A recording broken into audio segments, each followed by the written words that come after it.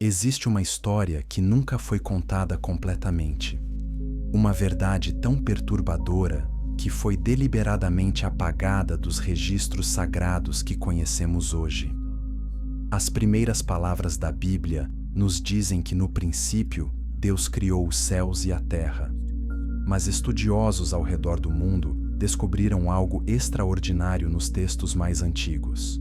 A palavra hebraica usada em Gênesis não significa exatamente criar do nada. Significa restaurar ou reformar algo que já existia. Isso levanta uma questão impossível de ignorar. O que existia antes do princípio que conhecemos? Manuscritos encontrados nas cavernas do Mar Morto revelam detalhes chocantes. Esses documentos antigos falam de uma era anterior à criação de Adão. Uma época em que a Terra já estava formada, mas habitada por seres completamente diferentes de nós. O livro de Enoque, removido da maioria das Bíblias modernas, descreve essas criaturas com detalhes impressionantes. Eles tinham conhecimento avançado, construíam estruturas monumentais e possuíam tecnologias que desafiam nossa compreensão até hoje. A tradição judaica antiga preservou relatos dessas épocas esquecidas. Rabinos dos primeiros séculos debatiam intensamente sobre o que aconteceu antes de Gênesis capítulo 1, versículo 3. Alguns textos falam de tentativas anteriores de criação que não alcançaram a perfeição desejada. Outros mencionam seres que existiam em um estado intermediário entre o espiritual e o físico. Essas não eram criaturas celestiais como anjos, mas algo completamente diferente. Arqueólogos descobriram estruturas ao redor do mundo que não deveriam existir segundo nossa linha do tempo histórica. Blocos de pedra com centenas de toneladas encaixados com precisão milimétrica. Conhecimento astronômico gravado em templos que remontam a eras impossíveis. Mapas antigos mostrando continentes que só foram descobertos oficialmente séculos depois. Todas essas evidências apontam para uma civilização perdida que possuía sabedoria extraordinária. O livro de Jubileus, considerado escritura sagrada pela Igreja Ortodoxa Etíope, fornece uma cronologia detalhada. Este texto milenar fala de períodos de tempo antes da criação de Adão que não aparecem em nossas Bíblias convencionais. Descreve eras inteiras de desenvolvimento terrestre que foram completamente omitidas da narrativa padrão. Por que esses registros foram removidos? O que havia neles que era considerado perigoso demais para o conhecimento público? Profetas antigos tiveram visões perturbadoras sobre essas eras esquecidas. Ezequiel descreve criaturas com múltiplas faces e rodas dentro de rodas. Daniel fala de bestas que não correspondem a nenhum animal conhecido. Isaías menciona seres que habitavam a terra em tempos imemoriais. Essas visões não eram apenas simbólicas. Elas continham memórias codificadas de realidades que existiram muito antes de nosso tempo. A igreja primitiva debateu ferozmente sobre esses textos.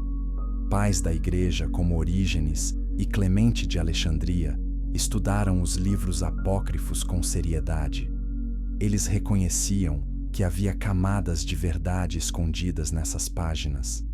Mas à medida que a igreja se institucionalizou, decisões foram tomadas sobre quais livros seriam aceitos e quais seriam banidos. Muitos textos que falavam sobre criações anteriores foram deliberadamente excluídos do cânon oficial. Estudiosos modernos começaram a reexaminar esses documentos antigos com novas ferramentas. Análise linguística revela padrões consistentes entre textos de diferentes culturas. Sumérios, egípcios, maias e hebreus, todos preservaram memórias de uma era dourada perdida. Uma época em que seres poderosos caminhavam entre os humanos e compartilhavam conhecimento proibido. As semelhanças entre essas tradições separadas geograficamente são simplesmente impossíveis de ignorar. Então, o que realmente aconteceu antes de Adão? Por que Deus teria criado e depois destruído civilizações inteiras antes de finalmente criar a humanidade que conhecemos? E mais importante ainda, existem vestígios dessas criações anteriores que ainda influenciam nosso mundo hoje? Se você está intrigado com essas revelações, inscreva-se no canal, porque as respostas que vêm a seguir irão transformar completamente sua compreensão das Escrituras Sagradas. A jornada que começamos agora nos levará através de textos proibidos, descobertas arqueológicas controversas e interpretações bíblicas que desafiam tudo o que nos ensinaram. Prepare-se para descobrir verdades que foram escondidas por milênios. Capítulo 2: Os vigilantes e seus segredos proibidos. A Bíblia faz uma referência misteriosa em Gênesis capítulo 6. Ali lemos que os filhos de Deus viram que as filhas dos homens eram bonitas e tomaram para si mulheres dentre todas as que escolheram. Essa passagem breve esconde uma história muito maior e mais perturbadora: o livro de Enoque. Preservado na íntegra pela igreja etíope, revela os detalhes chocantes por trás dessas palavras enigmáticas. 200 anjos liderados por Semiasa desceram ao Monte Hermon. Eles fizeram um pacto solene entre si porque sabiam que estavam prestes a cometer uma transgressão terrível. Cada um deles tinha um nome e uma função específica. Azazel ensinou os homens a fazer espadas, facas, escudos e armaduras. Semiasa ensinou encantamentos e o corte de raízes. Armaros ensinou a resolução de encantamentos. Baraquiel ensinou astrologia. Cocabiel ensinou os sinais das estrelas. Tamiel ensinou astronomia. E Asradel ensinou o curso da lua.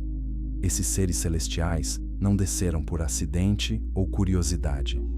Eles tinham um plano deliberado. Queriam criar uma raça híbrida que combinasse poder celestial com forma física humana. As mulheres que escolheram não foram vítimas aleatórias. Foram selecionadas cuidadosamente por sua genética e linhagem. O objetivo era produzir descendentes que fossem superiores, tanto a humanos quanto a anjos. O resultado dessa união proibida foram os Nefilim. A palavra hebraica significa os caídos, ou aqueles que fazem outros caírem. Esses gigantes não eram simplesmente altos. Eram criaturas de poder imenso e apetite insaciável. Gênesis 6, versículo 4, nos diz que eles eram os valentes que houve na antiguidade, os homens de fama. Mas o livro de Enoque revela que sua fama vinha de atos de violência e corrupção sem precedentes. Os Nefilim consumiam todos os recursos da humanidade. Quando não havia mais comida suficiente, começaram a devorar animais. Quando os animais acabaram, começaram a se alimentar uns dos outros. Finalmente começaram a consumir seres humanos. A terra ficou cheia de violência por causa deles. Seu sangue misto criou uma poluição genética e espiritual que ameaçava destruir completamente a linhagem pura da humanidade. Mas o conhecimento proibido compartilhado pelos vigilantes foi igualmente destrutivo. Eles revelaram segredos celestiais que a humanidade não estava preparada para receber. Metalurgia avançada permitiu a criação de armas de guerra. Cosméticos e adornos levaram à vaidade e sedução. Astrologia e feitiçaria abriram portais para dimensões espirituais perigosas. Farmacologia, incluindo o uso de plantas para abortos, corrompeu o processo natural de vida. Todo esse conhecimento veio com um preço terrível. A resposta celestial foi rápida e severa. O arcanjo Miguel recebeu ordens para prender os vigilantes. Gabriel foi instruído a destruir os Nefilim, fazendo-os guerrear entre si até a destruição mútua. Rafael foi enviado para amarrar Azazel e lançá-lo em um deserto de pedras pontiagudas, onde permaneceria em trevas até o julgamento final. E Uriel foi encarregado de avisar Noé sobre o dilúvio que estava por vir. Enoque, o sétimo desde Adão, foi chamado como mediador. Os vigilantes aprisionados imploraram a ele que intercedesse junto a Deus em favor deles.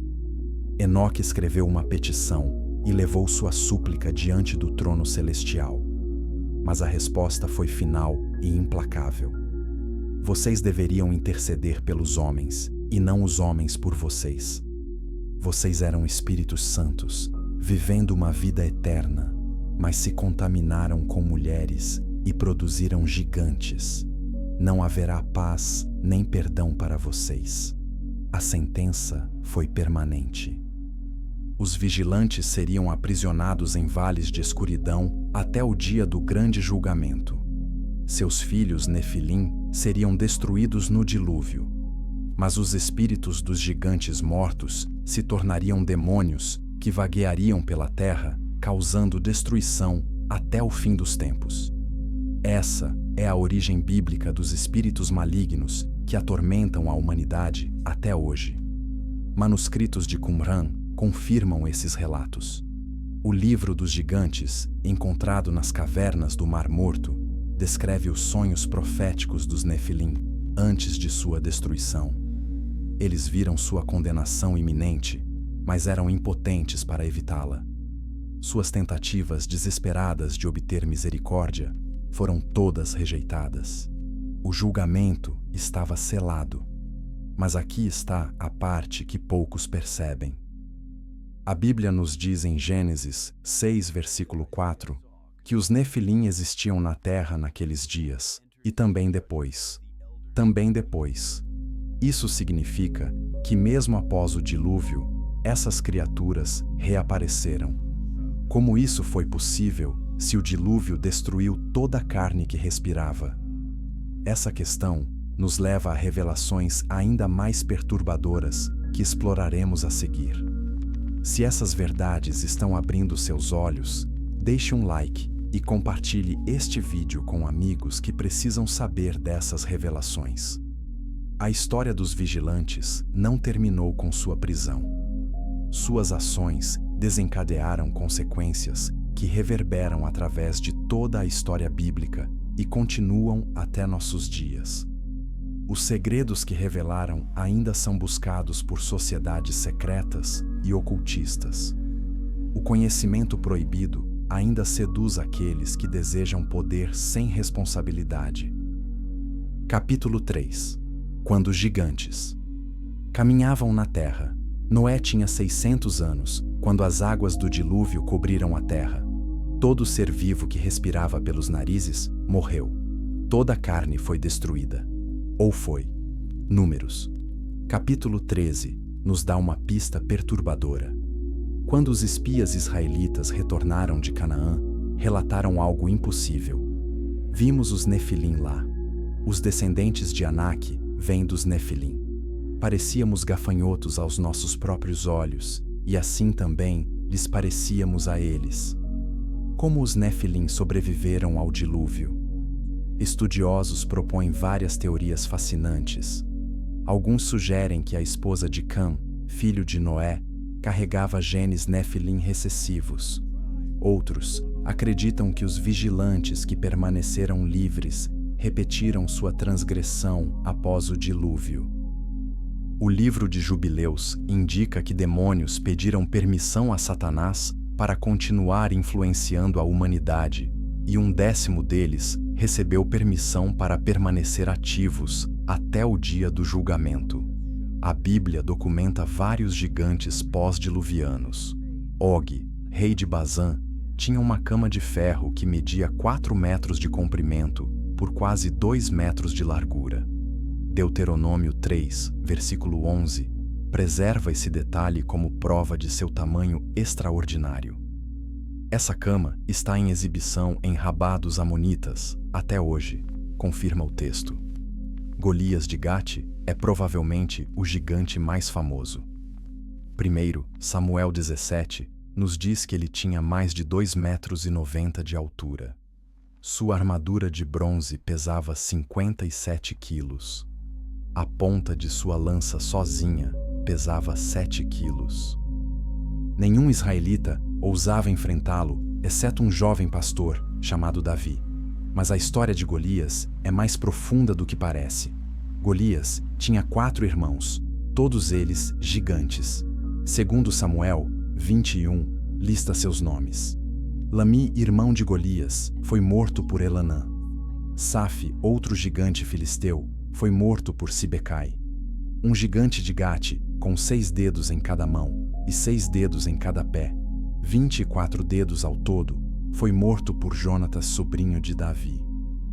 Todos esses eram descendentes dos gigantes de Gate, e todos caíram pela mão de Davi e seus homens. A anomalia genética de 6 dedos aparece repetidamente em registros de gigantes. Isso sugere uma linhagem específica com marcadores genéticos distintos. Cientistas modernos identificaram condições como gigantismo pituitário, que podem explicar parcialmente a altura extrema. Mas essas explicações médicas não explicam a força sobrenatural, a habilidade em batalha e o conhecimento avançado atribuído a esses seres. Os Anaquins eram tão temíveis que 10 dos 12 espias convenceram Israel a não entrar na Terra Prometida.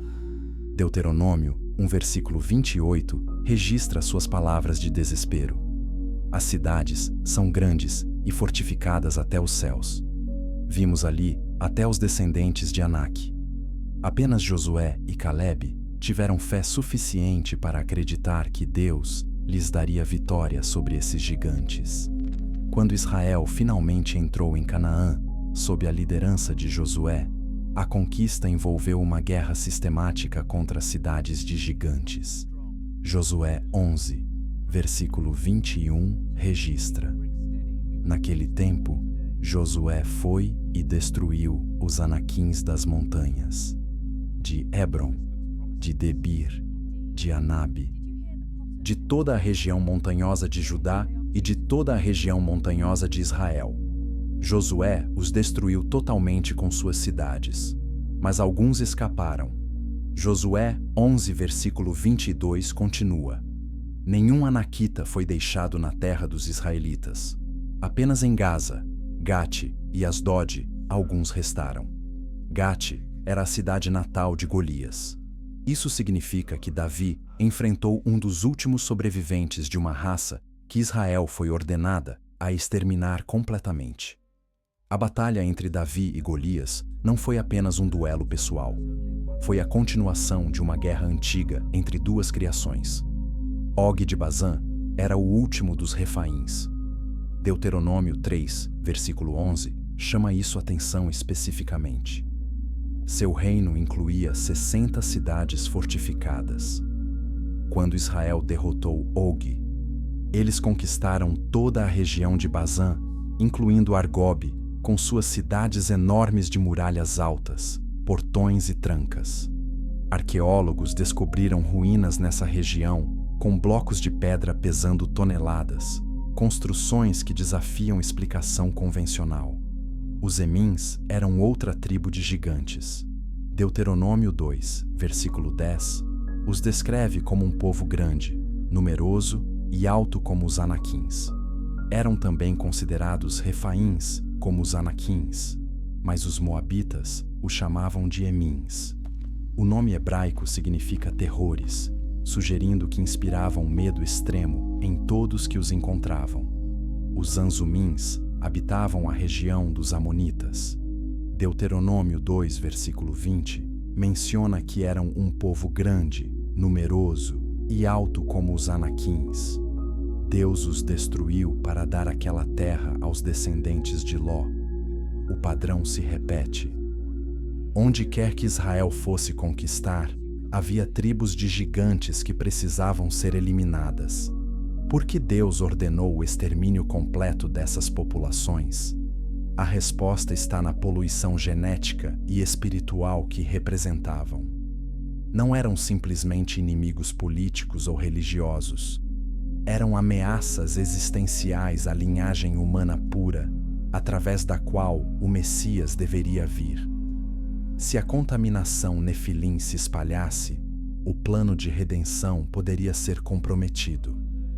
Descobertas arqueológicas modernas fornecem evidências intrigantes. Esqueletos de tamanho extraordinário foram reportados em escavações ao redor do mundo. Gigantes de 2,5 metros a 3,5 metros foram documentados por instituições respeitáveis no século XIX. Muitos desses esqueletos posteriormente desapareceram ou foram confiscados por museus e nunca mais exibidos publicamente. Por que essas evidências foram suprimidas? A Smithsonian Institution foi acusada de destruir sistematicamente evidências de gigantes para proteger a narrativa evolucionária dominante. Processos judiciais revelaram documentos internos discutindo a eliminação de milhares de esqueletos anômalos. Testemunhos de arqueólogos confirmam a descoberta e subsequente confisco de restos de gigantes. A verdade sobre essas descobertas ameaça paradigmas científicos estabelecidos. Os gigantes não eram apenas grandes, eram guerreiros formidáveis com tecnologia avançada. As armas de Golias eram feitas com metalurgia superior. Suas cidades tinham fortificações impressionantes. Seu conhecimento de construção excedia o que seria esperado para aquela época. Tudo isso aponta para uma herança dos vigilantes que ensinaram conhecimento proibido antes do dilúvio. Mas a questão mais importante permanece sem resposta para a maioria. Se gigantes existiram no passado, existem ainda hoje? A profecia bíblica sugere que nos últimos dias, muitas coisas do passado retornarão. Jesus disse que, como foi nos dias de Noé, assim será na vinda do Filho do Homem. O que exatamente estava acontecendo nos dias de Noé que retornará nos dias finais? Comente abaixo sua interpretação dessa profecia, porque precisamos discutir essas verdades profundas juntos. Capítulo 4. O dilúvio e os que sobreviveram. Gênesis 6, versículo 5. Nos diz que o Senhor viu que a perversidade do homem era grande na terra. Toda inclinação dos pensamentos do seu coração era só má continuamente. Mas o texto hebraico original revela algo mais específico. A palavra usada para perversidade é ra, que significa não apenas maldade moral, mas corrupção física. A humanidade não estava apenas pecando, estava sendo geneticamente corrompida. Gênesis 6, versículo 12, diz que toda a carne havia corrompido seu caminho sobre a terra. A palavra hebraica shachat significa arruinar, destruir ou corromper. Não se refere apenas a comportamento, indica alteração da própria essência. Os Nefilim e os vigilantes estavam modificando o DNA humano, animal e possivelmente vegetal. A criação inteira estava sendo poluída em nível fundamental. Foi por isso que Deus decidiu destruir não apenas a humanidade, mas todos os animais terrestres e aves.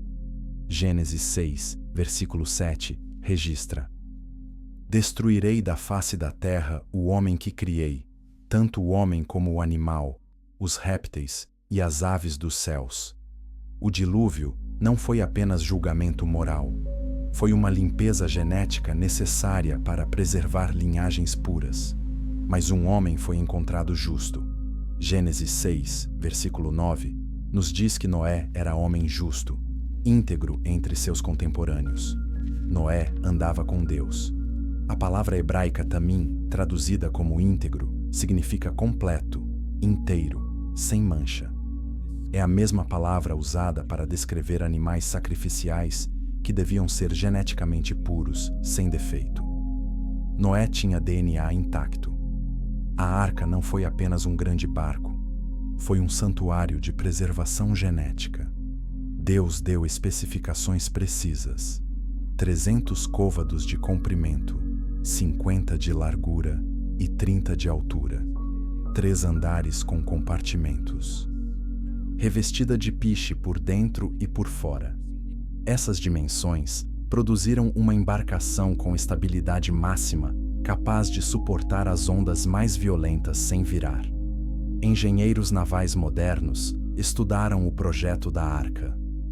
Descobriram que as proporções são ideais para uma embarcação de carga projetada para flutuar e não para navegar.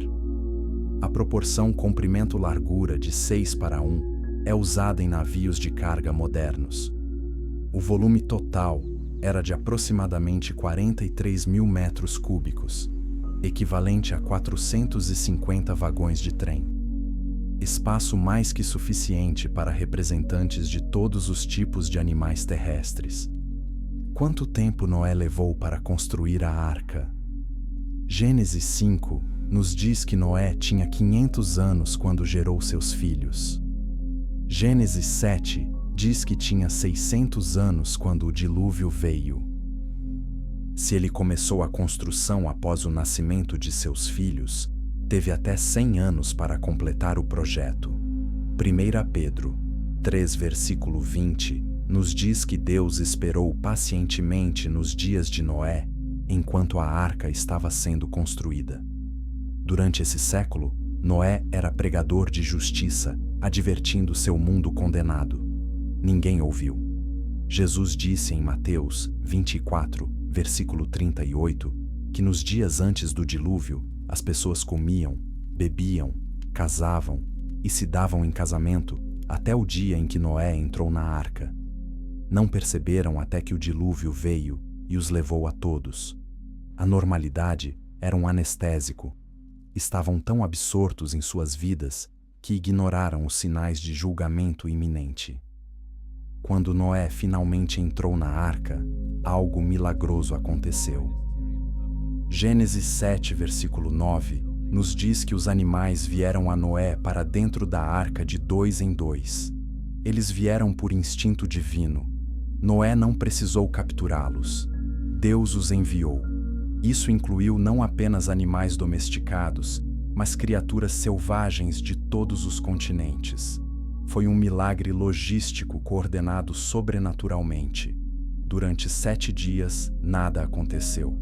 A porta estava fechada, mas não chovia. Imagine a zombaria dos incrédulos. Olhem o velho louco trancado em sua caixa gigante. Mas no 7º dia, no 2º mês, no 17º dia do mês, todas as fontes do grande abismo se romperam e as comportas do céu se abriram. Gênesis 7, versículo 11, descreve não apenas chuva, mas uma ruptura planetária. As fontes do grande abismo eram reservatórios de água subterrânea sob pressão.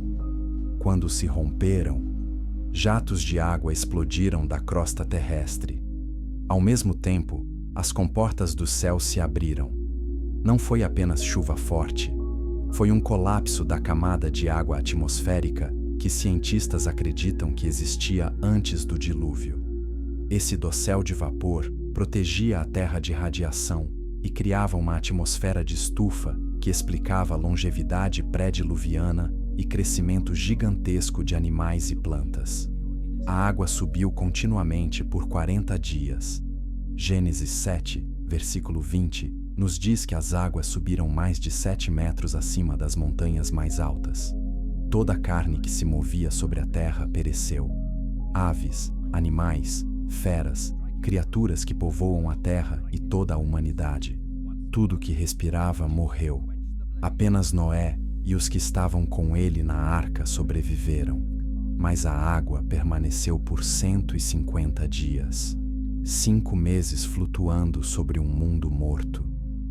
O silêncio deve ter sido ensurdecedor. Sem sons de pássaros, sem vozes humanas, apenas o ranger da madeira e o som das ondas. O trauma psicológico deve ter sido imenso. Eles eram os únicos sobreviventes de um mundo inteiro. Finalmente, Deus fez um vento passar sobre a terra. As fontes do abismo e as comportas dos céus foram fechadas. A chuva parou. Lentamente, as águas recuaram. No 7º mês, no 17º dia, a arca repousou nas montanhas de Ararat. Exploradores modernos encontraram estruturas anômalas nessas montanhas que correspondem às dimensões da arca. Imagens de satélite revelam uma formação de formato de navio na altitude correta. Amostras de madeira petrificada foram datadas da época apropriada. Outros 3 meses se passaram antes que os topos das montanhas ficassem visíveis. Noé enviou um corvo que voava de um lado para outro até as águas secarem. Depois, enviou uma pomba, mas não havia lugar para ela pousar. 7 dias depois, enviou a pomba novamente. Ela retornou com uma folha de oliveira fresca no bico. Vegetação estava brotando. 1 semana depois, enviou a pomba uma 3ª vez, e ela não retornou. Havia encontrado lar. Gênesis 8, versículo 14.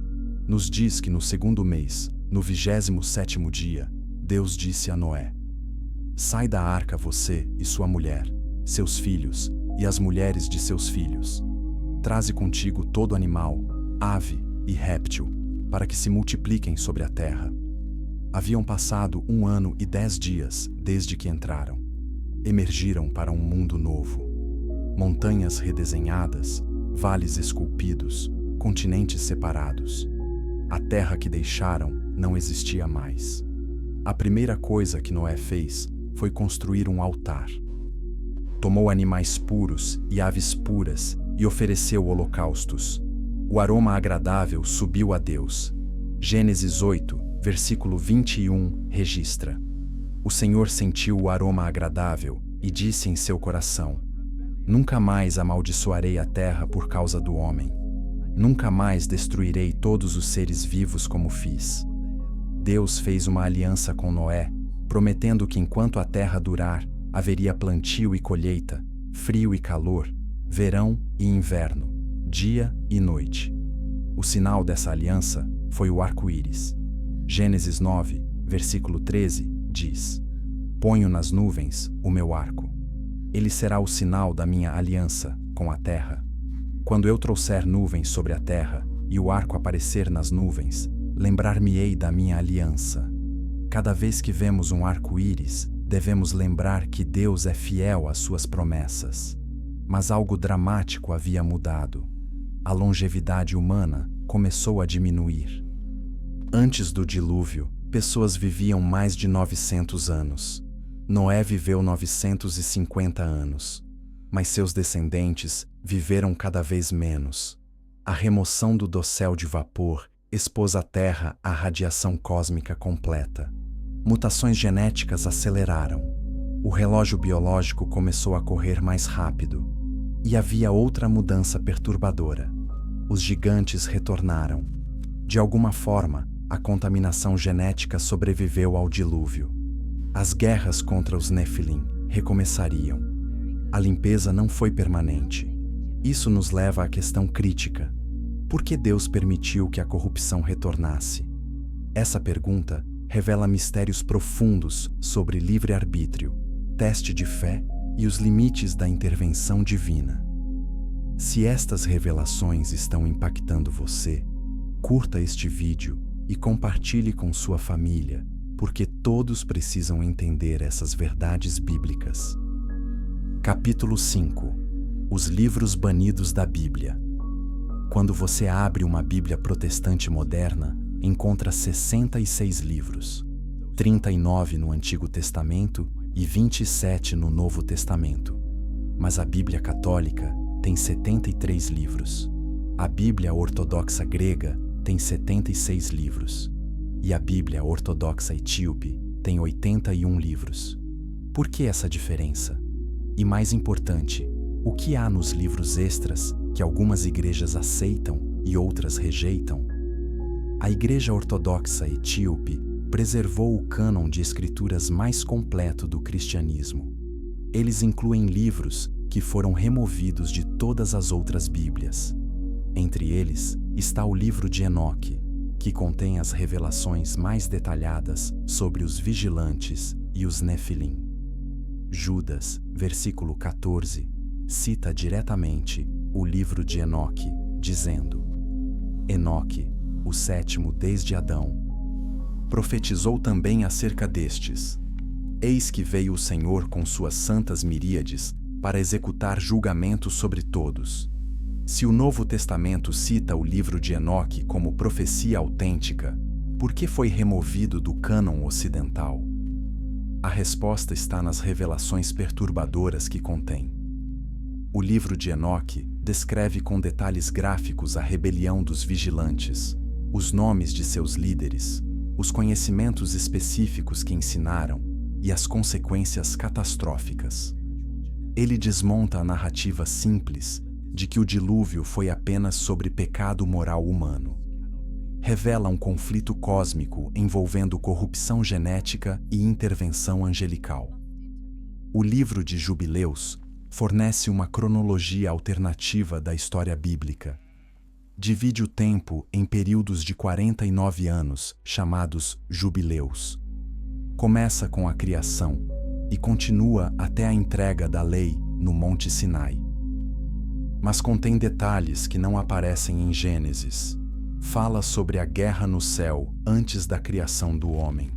Descreve como os demônios são espíritos desencarnados dos Nefilim mortos. Explica como 1/10 deles recebeu permissão para permanecer ativos para testar a humanidade.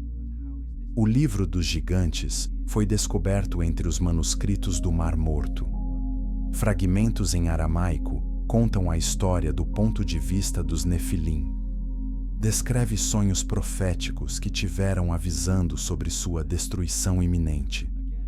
Mostra tentativas desesperadas de buscar interpretação de seus pesadelos. Revela conversas entre os gigantes sobre seu destino. É uma perspectiva única sobre um dos eventos mais importantes da história bíblica.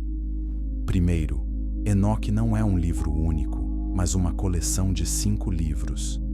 O livro dos vigilantes, o livro das parábolas, o livro astronômico, o livro dos sonhos e a epístola de Enoque. Cada seção fornece informações diferentes. O livro astronômico descreve movimentos celestiais com precisão impressionante. O livro dos sonhos contém visões proféticas da história de Israel. A epístola de Enoque adverte sobre o julgamento vindouro dos ímpios. Segundo Enoque, também chamado Enoque Eslavônico, descreve a jornada de Enoque através dos 7 céus. Cada nível celestial tem características distintas, anjos diferentes com funções específicas. No segundo céu, Enoque vê os anjos caídos aprisionados em trevas, aguardando o julgamento. No terceiro céu, encontra tanto o paraíso quanto o lugar de tormento. No sétimo céu, vê o trono de Deus e recebe revelações sobre a criação. O livro dos segredos de Enoque contém instruções morais que Enoque recebeu para transmitir a seus filhos. Fala sobre caridade, honestidade, justiça e adoração, mas também contém advertências sobre os últimos dias. Descreve sinais que precederão o fim dos tempos. Menciona que o conhecimento proibido retornará e muitos serão enganados. Os manuscritos do Mar Morto descobertos em 1947 confirmaram a antiguidade de muitos textos apócrifos. Fragmentos do livro de Enoque em aramaico datam de 200 anos antes de Cristo. Isso prova que não foram fabricações cristãs tardias. Eram textos judaicos respeitados muito antes do cristianismo existir. A comunidade de Qumran, que preservou esses manuscritos, claramente considerava Enoque como escritura. Então, por que esses livros foram removidos? No 4º século, quando a Igreja se institucionalizou sob Constantino, concílios foram convocados para definir doutrina ortodoxa. O Concílio de Nicéia, em 325, estabeleceu o Credo. O Concílio de Laodiceia, em 363, listou os livros canônicos. O Concílio de Cartago, em 397, confirmou o cânon. Os critérios incluíam autoria apostólica, uso litúrgico generalizado e conformidade com doutrina estabelecida. Os livros de Enoque falharam no teste de autoria apostólica. Eram considerados pseudoepígrafos, escritos atribuídos falsamente a figuras antigas. Mas esse padrão era inconsistente. Muitos eruditos acreditam que livros canônicos como Eclesiastes e Cântico dos Cânticos também foram escritos muito depois de seus autores nominais. A verdadeira razão pode ter sido o conteúdo perturbador que desafiava interpretações teológicas simplificadas. Jerônimo, que traduziu a Bíblia para o latim na Vulgata, expressou dúvidas sobre vários livros. Ele distinguiu entre livros canônicos e livros eclesiásticos úteis para edificação, mas não para estabelecer doutrina. Essa distinção criou uma categoria intermediária, mas ainda marginalizou textos importantes. A Reforma Protestante no século XVI reduziu ainda mais o cânon. Martinho Lutero questionou Hebreus, Tiago, Judas e Apocalipse. Eventualmente foram mantidos, mas os deuterocanônicos foram removidos completamente. As Bíblias protestantes retornaram ao cânon hebraico que havia sido finalizado pelos rabinos no Concílio de Jamnia por volta de 90 d.C. Mas esse concílio rabínico foi uma resposta à destruição do templo e ao crescimento do cristianismo. Foi motivado tanto por política quanto por espiritualidade. O resultado é que bilhões de cristãos nunca leram os livros que seus ancestrais espirituais consideravam inspirados. Não conhecem os detalhes sobre os vigilantes. Não entendem a origem dos demônios. Não percebem a extensão da corrupção pré-diluviana. Seu entendimento da história bíblica tem lacunas enormes. Mas o conhecimento desses livros banidos está ressurgindo. Traduções modernas estão disponíveis. Estudiosos estão reexaminando sua importância histórica e teológica. Movimentos cristãos alternativos estão incorporando esses textos em seu estudo. A pergunta para cada crente individual é: você está disposto a explorar essas escrituras controversas ou permanecerá com o cânon limitado que recebeu? Comente sua perspectiva, porque este debate é crucial para entender a história completa que a Bíblia conta. Capítulo 6. Enoque e sua jornada aos céus. Gênesis 5, versículo 24, contém uma das declarações mais intrigantes de toda a Bíblia. Enoque andou com Deus e já não foi, porque Deus o tomou. Apenas 2 homens na Bíblia nunca experimentaram a morte: Enoque e Elias. Mas enquanto a ascensão de Elias é descrita dramaticamente em 2 Reis, 2 com carruagens de fogo e um redemoinho, a partida de Enoque é misteriosa. O que significa que Deus o tomou? Para onde foi? O que fez lá? O livro de Enoque responde essas perguntas com detalhes extraordinários. Enoque não apenas foi levado ao céu. Ele fez várias jornadas celestiais acompanhado por anjos que lhe mostraram mistérios cósmicos. Foi levado aos confins da terra, onde viu as fundações das montanhas. Viu as pedras angulares da terra e os 4 ventos que sustentam a terra e o firmamento. Viu os tesouros dos ventos e como são divididos para soprar sobre a terra. Enoque foi mostrado os depósitos da neve e do granizo. Viu as nuvens que ficam suspensas sobre a terra. Foi levado aos lugares onde os espíritos dos mortos aguardam julgamento. Descobriu que há compartimentos separados para os justos e para os ímpios. Os justos estão em luz, aguardando ressurreição. Os ímpios estão em trevas, experimentando tormento antecipado. Os anjos levaram Enoque para ver as prisões dos vigilantes. Ele testemunhou seu sofrimento em vales de trevas. Ouvi-los implorando por misericórdia. Eles pediram que intercedesse em favor deles diante de Deus. Enoque escreveu uma petição como eles pediram, mas quando a levou diante do trono celestial, recebeu uma resposta devastadora: não haverá paz para vocês. Vocês serão destruídos com seus filhos. Vocês verão a destruição daqueles que vocês amam e não terão consolo. Enoque também foi levado para ver o lugar de punição final. Descreveu um vale profundo ardendo com fogo. Viu reis e poderosos sendo torturados. Anjos explicaram que este era o lugar preparado para aqueles que blasfemam contra Deus, que fazem o mal e pervertem justiça. É uma descrição gráfica do inferno que antecede as visões de Jesus sobre Gena por milhares de anos. Mas Enoque também viu maravilhas celestiais. Foi levado ao paraíso, onde crescem árvores de fragrâncias incomparáveis. Viu a árvore da vida, cujo fruto será dado aos eleitos na era vindoura. Viu rios que fluem com mel, leite, vinho e azeite. Observou as moradas preparadas para os justos que brilham com luz própria. No terceiro céu, Enoque viu o lugar onde o maná é produzido. Testemunhou anjos que registram todas as ações dos homens. Viu livros sendo escritos continuamente documentando cada palavra e ato.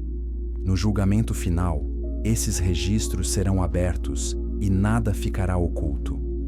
Enoque foi instruído sobre astronomia celestial. Os anjos mostraram como o sol, a lua e as estrelas se movem. Explicaram os portões pelos quais o sol entra e sai. Descreveram os ciclos lunares e como determinam os meses. Revelaram que há 364 dias no ano, com estações precisas. Esse conhecimento astronômico registrado há mais de 2000 anos é notavelmente preciso. O livro das parábolas contém 3 visões que Enoque recebeu sobre o Messias vindouro. Ele é chamado de eleito, o justo e o Filho do Homem. Jesus usaria exatamente esse título, Filho do Homem, mais de 80 vezes nos Evangelhos. Enoque viu que este Filho do Homem existe desde antes da criação. Está assentado no trono de glória. Julgará os vivos e os mortos. Destruirá os ímpios e salvará os justos. Essas visões messiânicas são surpreendentemente detalhadas.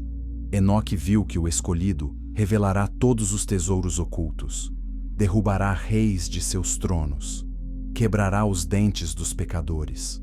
Os justos e eleitos ressuscitarão da terra, serão vestidos com vestes de glória, habitarão com o Filho do Homem para sempre.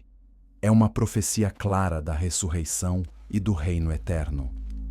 Enoque também recebeu revelações sobre o fim dos tempos. Viu que haverá uma semana final de anos. Na primeira metade, um homem justo será escolhido. No final dessa semana haverá grande tribulação. Os ímpios prevalecerão temporariamente, mas então o julgamento virá. Os céus se abrirão. O Filho do Homem descerá com poder e glória. Essa sequência corresponde às profecias de Daniel e do Apocalipse. Durante suas jornadas celestiais, Enoque foi transformado. Segundo Enoque, descreve que ele foi ungido com óleo celestial. Suas roupas terrestres foram removidas e substituídas por vestes de glória. Seu rosto começou a brilhar. Foi tornado semelhante aos anjos em aparência. Essa transformação permitiu que suportasse a presença divina sem ser consumido. Antes de ser levado permanentemente, Enoque retornou temporariamente à terra. Reuniu seus filhos e lhes deu instruções finais. O livro dos segredos de Enoque registra suas palavras. Ele os advertiu a viverem retamente, a não adorarem ídolos, a tratarem os pobres com justiça, a guardarem seus juramentos, a não vingarem ofensas. Essas instruções formam um código moral abrangente. Enoque também advertiu seus filhos sobre os últimos dias. Disse que o conhecimento aumentaria, mas também a perversidade. que os homens trocariam a verdade pela mentira, que amantes do prazer se multiplicariam, que a apostasia se espalharia, mas no fim os fiéis seriam vindicados e os ímpios julgados. Após 365 anos na terra, Enoque foi levado definitivamente. Hebreus 11, versículo 5 comenta: pela fé, Enoque foi trasladado para não ver a morte. Não foi achado porque Deus o trasladou. Antes de ser trasladado, recebeu o testemunho de que havia agradado a Deus. Sua vida demonstra que é possível agradar a Deus, mesmo em uma geração perversa. É um modelo de fé em meio à corrupção. A figura de Enoque permanece enigmática. Alguns intérpretes o identificam como uma das duas testemunhas de Apocalipse 11 que profetizarão durante a tribulação. Como nunca morreu, poderia retornar para completar um destino terrestre. Outros veem sua trasladação como prefiguração do arrebatamento da igreja. Qualquer que seja o caso, sua vida e revelações contêm verdades que não devem ser ignoradas. As jornadas celestiais de Enoque nos lembram que há realidades além do que vemos. Há dimensões espirituais tão reais quanto o mundo físico. Há seres angélicos que observam e registram nossas ações. Há um julgamento vindouro do qual ninguém escapará. E há uma esperança gloriosa para aqueles que andam com Deus, como Enoque andou. Se essas revelações estão tocando seu coração, deixe um like e inscreva-se no canal, porque as verdades que vêm a seguir revelarão ainda mais sobre os planos ocultos de Deus. Capítulo 7. A Torre de Babel e o plano celestial. Após o dilúvio, Deus ordenou a Noé e seus filhos: sejam férteis e multipliquem-se e encham a terra. Mas os humanos tinham outros planos. Gênesis 11, versículo 1, diz que toda a terra tinha uma só língua e as mesmas palavras. Eles migraram para o Oriente e encontraram uma planície na terra de Sinear, e ali se estabeleceram. Em vez de se espalharem como Deus ordenou, concentraram-se em um único lugar.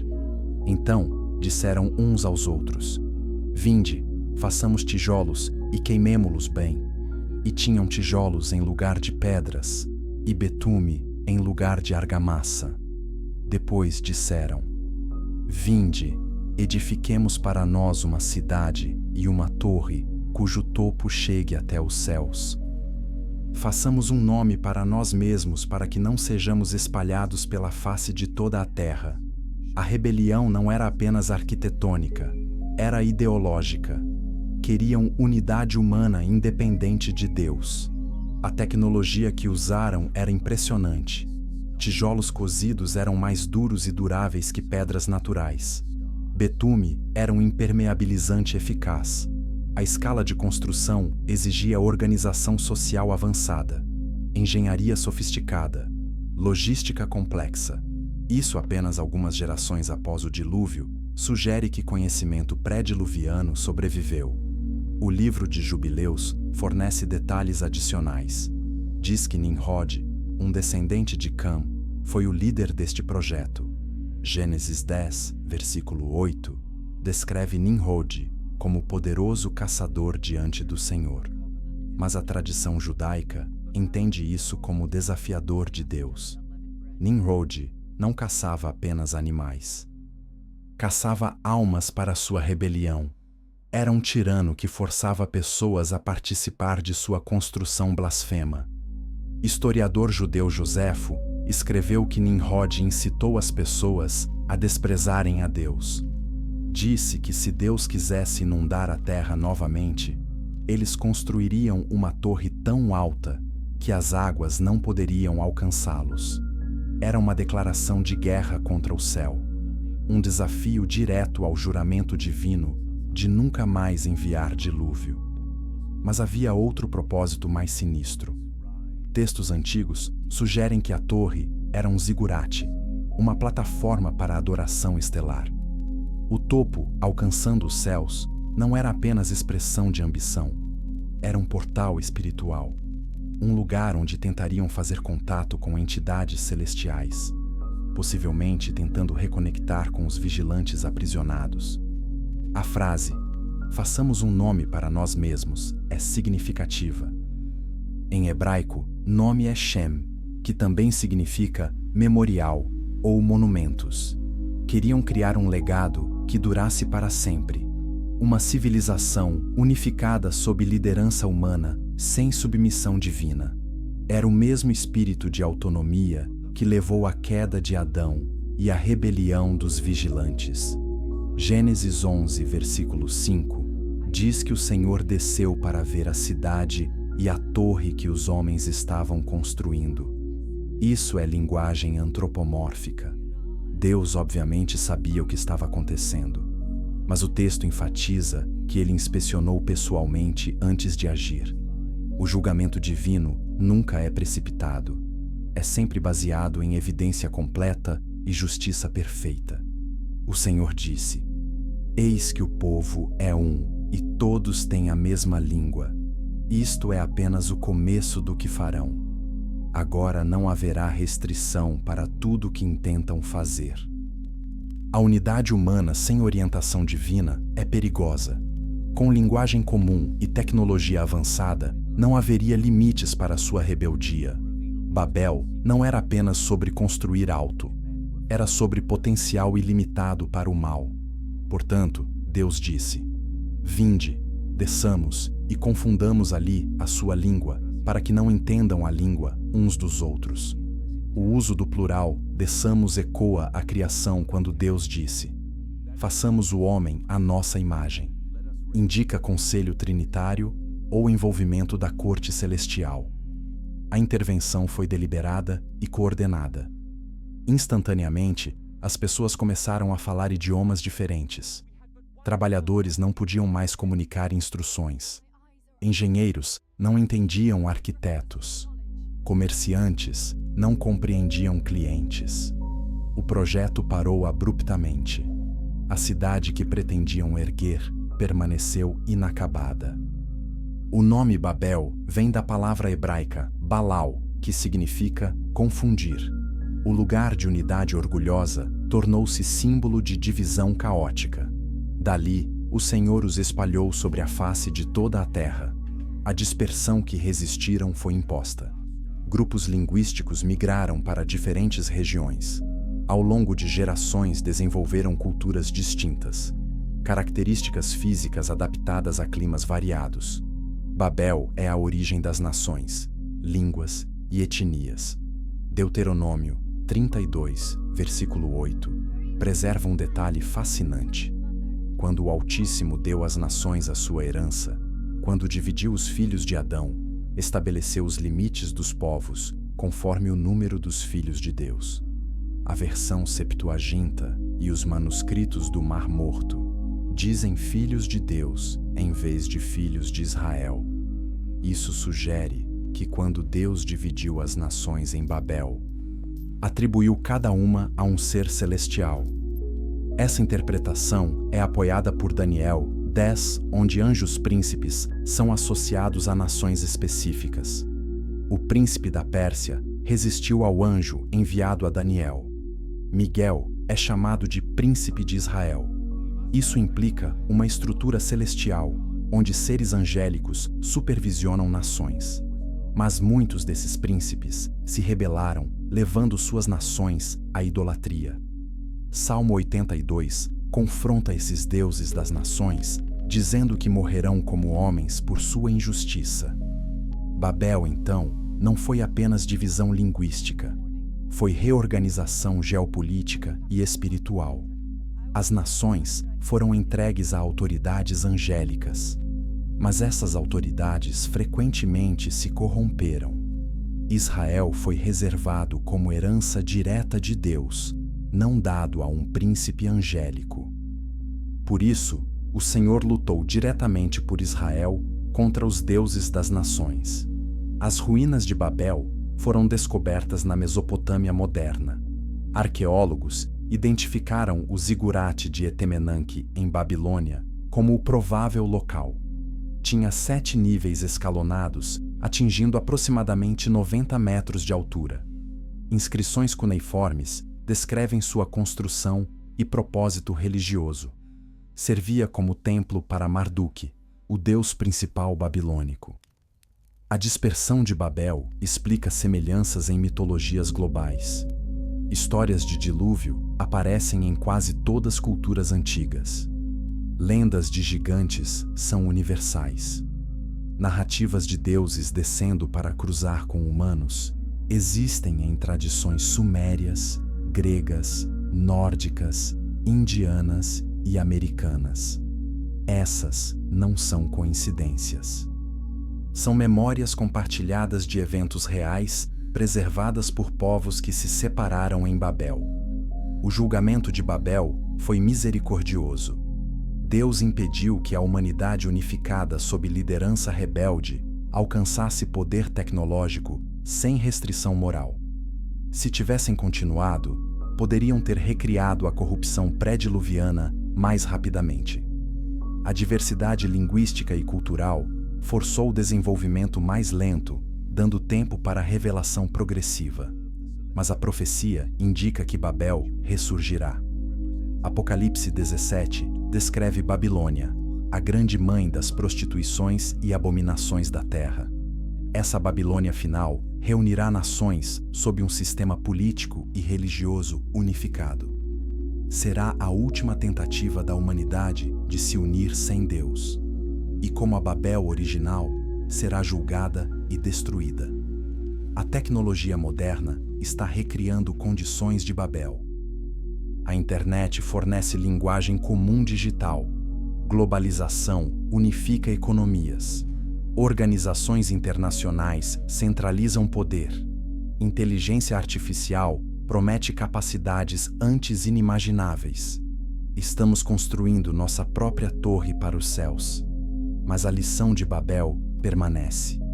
Unidade humana sem submissão a Deus inevitavelmente leva a julgamento. Comente suas reflexões sobre como Babel se relaciona com o nosso mundo moderno, porque essas conexões são cruciais para entender os tempos em que vivemos. Capítulo 8.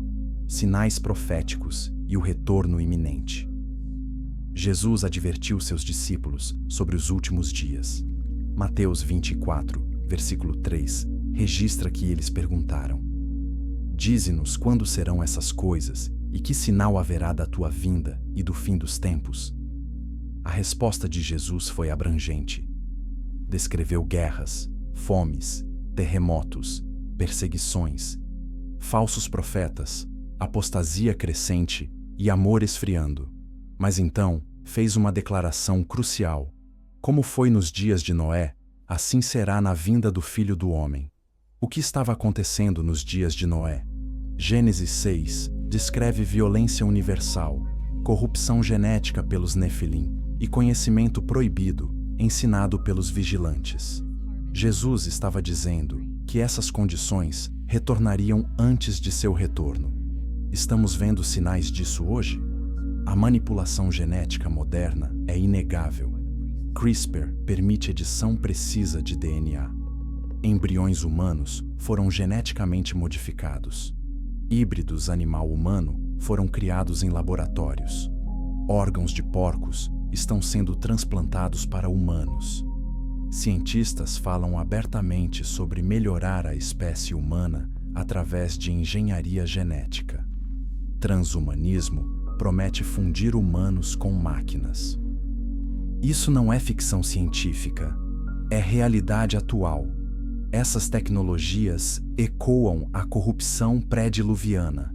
Estamos cruzando fronteiras que Deus estabeleceu entre espécies. Estamos tentando reescrever o código da vida. Estamos brincando de criadores sem sabedoria ou autoridade moral. As consequências podem ser catastróficas. Se Deus julgou o mundo antigo por corrupção genética, por que toleraria a mesma rebelião hoje? O conhecimento também está aumentando dramaticamente. Daniel 12, versículo 4 diz: Mas tu, Daniel, encerra estas palavras e sela este livro até o tempo do fim. Muitos correrão de uma parte para outra, e o conhecimento se multiplicará. Nossa era viu explosão de informação sem precedentes. A internet colocou bibliotecas inteiras ao alcance de todos. A inteligência artificial processa dados mais rápido que milhões de humanos. Estamos na era profetizada de conhecimento multiplicado. Mas assim como nos dias dos vigilantes, nem todo conhecimento é benéfico.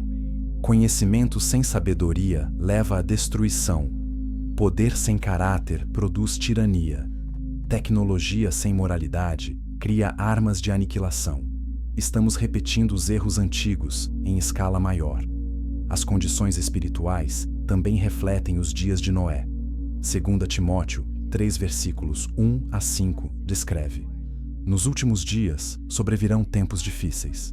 Os homens serão egoístas, avarentos, presunçosos, soberbos, blasfemos, desobedientes aos pais, ingratos, ímpios, sem afeto natural, irreconciliáveis, caluniadores, incontinentes, cruéis, sem amor para com os bons, traidores, obstinados, orgulhosos, mais amigos dos deleites do que amigos de Deus, tendo aparência de piedade, mas negando o seu poder.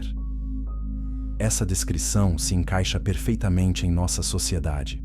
Narcisismo epidêmico, colapso de estruturas familiares, relativismo moral, perseguição a crentes, multiplicação de falsos ensinos, igrejas que negam doutrinas fundamentais, cristãos nominais sem poder transformador. Os sinais são inconfundíveis.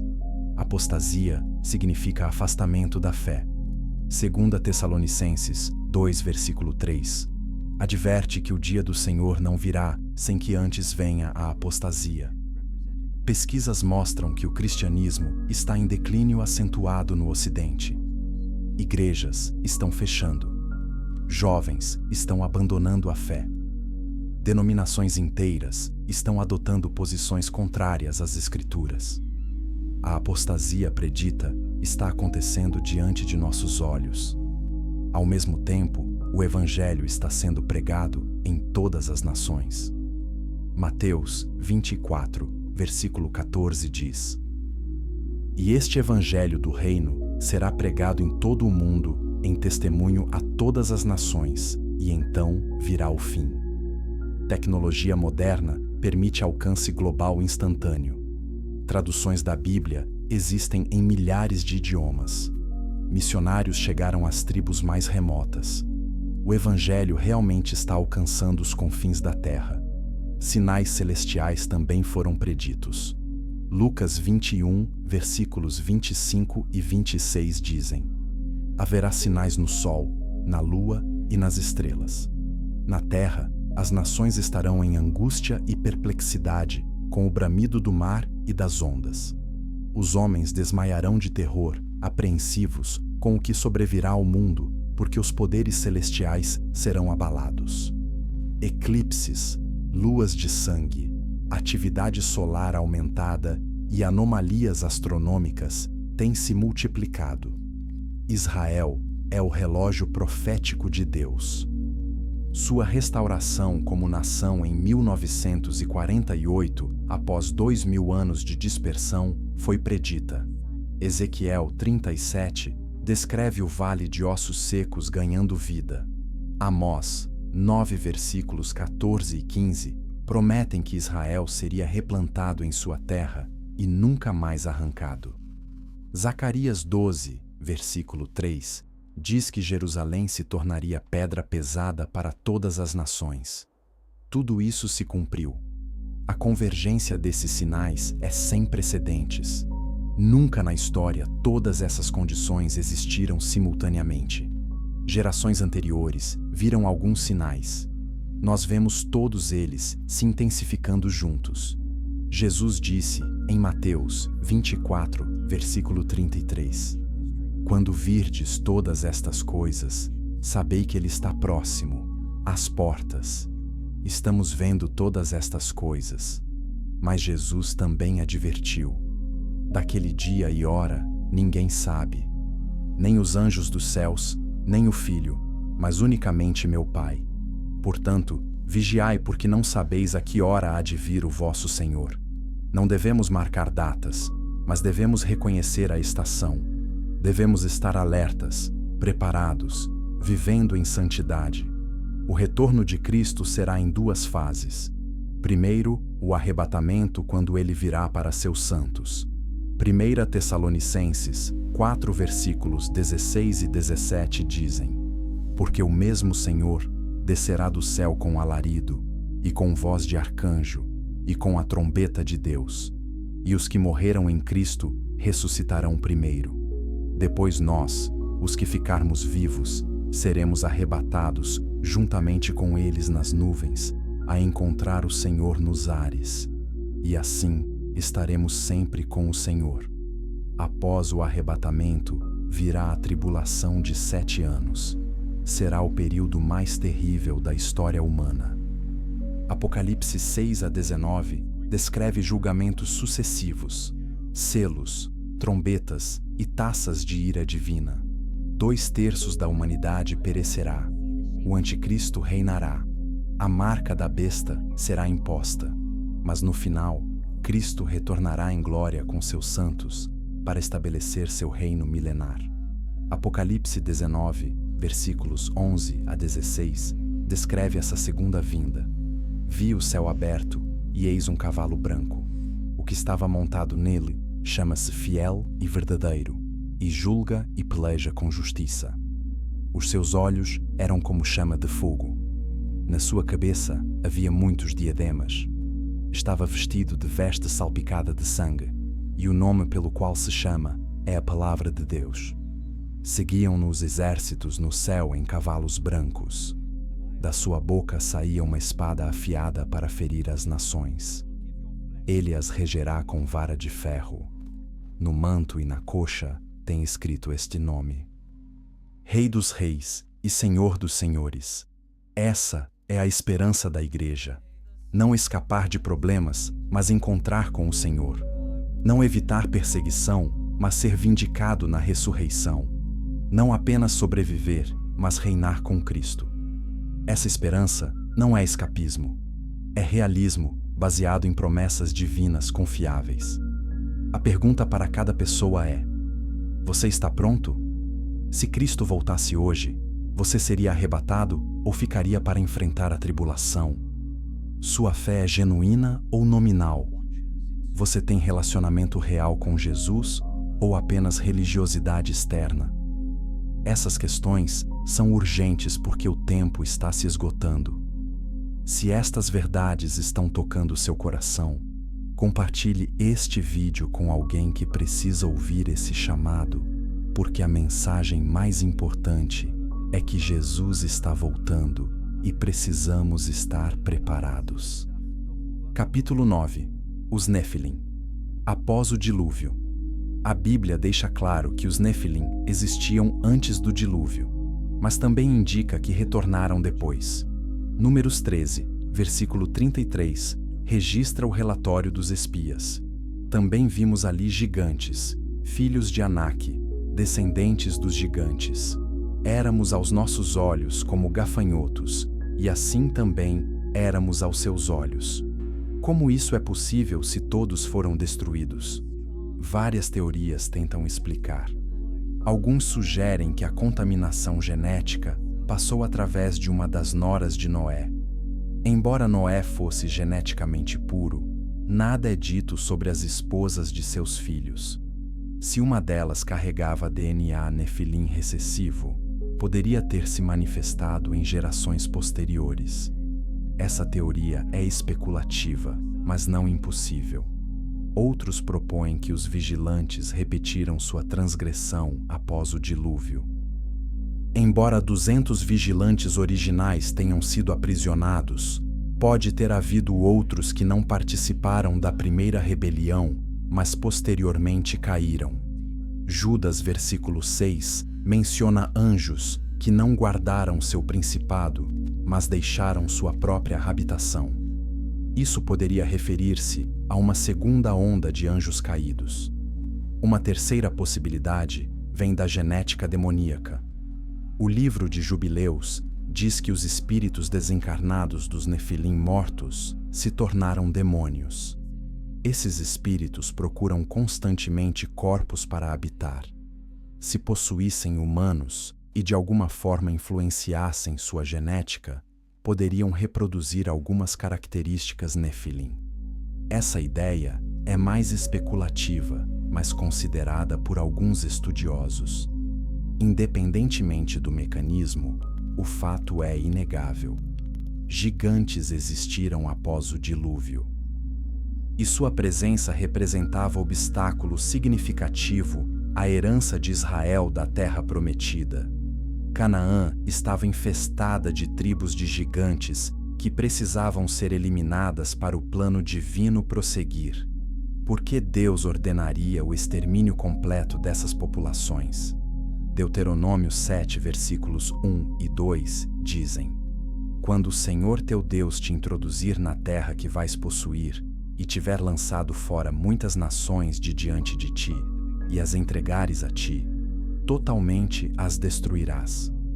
Não farás com elas aliança, nem terás piedade delas. Isso parece severo, até compreendermos que não eram simplesmente povos pagãos. Eram híbridos geneticamente corrompidos. A ordem para destruir totalmente usa o termo hebraico sherem, que significa colocar sob proibição sagrada. Era uma forma de julgamento divino executado através de Israel. As nações cananeias não eram inocentes. Levítico 18 lista suas abominações: sacrifício de crianças, bestialidade, incesto, prostituição ritual. A medida de sua iniquidade estava completa. Deus esperou 400 anos desde Abraão para dar-lhes oportunidade de arrependimento. Não se arrependeram, mas havia outra dimensão. As nações cananeias incluíam descendentes Nefilim. Deuteronômio 2, versículo 20, menciona os Amzumins. Deuteronômio 3 fala de Og, rei de Bazã, último dos Refaíns. Josué 11 descreve a destruição dos Anaquins. Essas não eram apenas tribos humanas. Eram linhagens contaminadas que ameaçavam a pureza genética, através da qual o Messias viria. Israel falhou em completar a tarefa. Josué 13 versículos 1 e 2 dizem: Sendo Josué já velho, de idade bem avançada, disse-lhe o Senhor: Já estás velho, de idade bem avançada, e ainda muitíssima terra ficou para possuir. As terras que restam são todas as regiões dos filisteus. Juízes 1 lista numerosas cidades que Israel não conquistou. Os gigantes em Gate sobreviveram. Golias veio dessa linha. Essa falha teve consequências duradouras. Os cananeus que permaneceram se tornaram espinhos nas ilhargas de Israel. Juízes 2, versículo 3, registra o julgamento divino. Portanto, também eu digo: não os expulsarei de diante de vós. Antes estarão as vossas ilhargas, e os seus deuses vos serão por laço. Israel foi repetidamente seduzido à idolatria cananeia, resultando em ciclos de apostasia e opressão. Davi finalmente eliminou os últimos gigantes.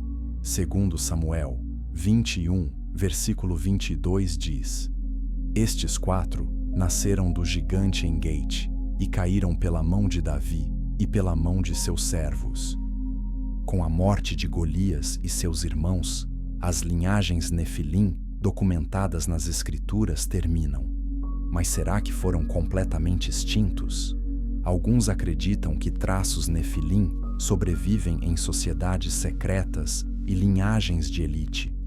Apontam para obsessões com pureza de sangue em aristocracias europeias.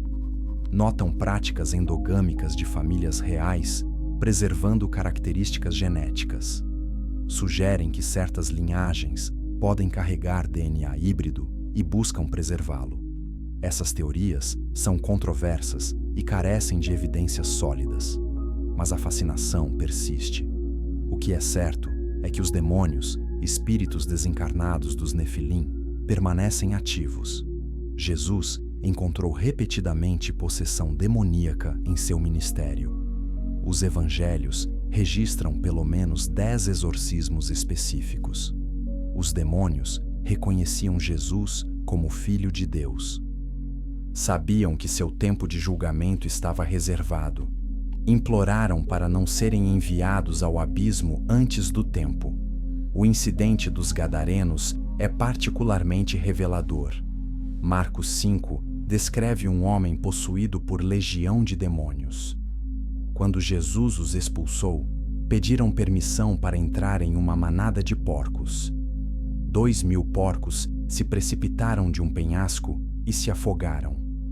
Por que demônios prefeririam habitar porcos a vagarem desencarnados? Porque anseiam por corpo físico, a existência corpórea que seus pais gigantes tiveram, mas eles nunca terão permanentemente. A atividade demoníaca aumentará nos últimos dias.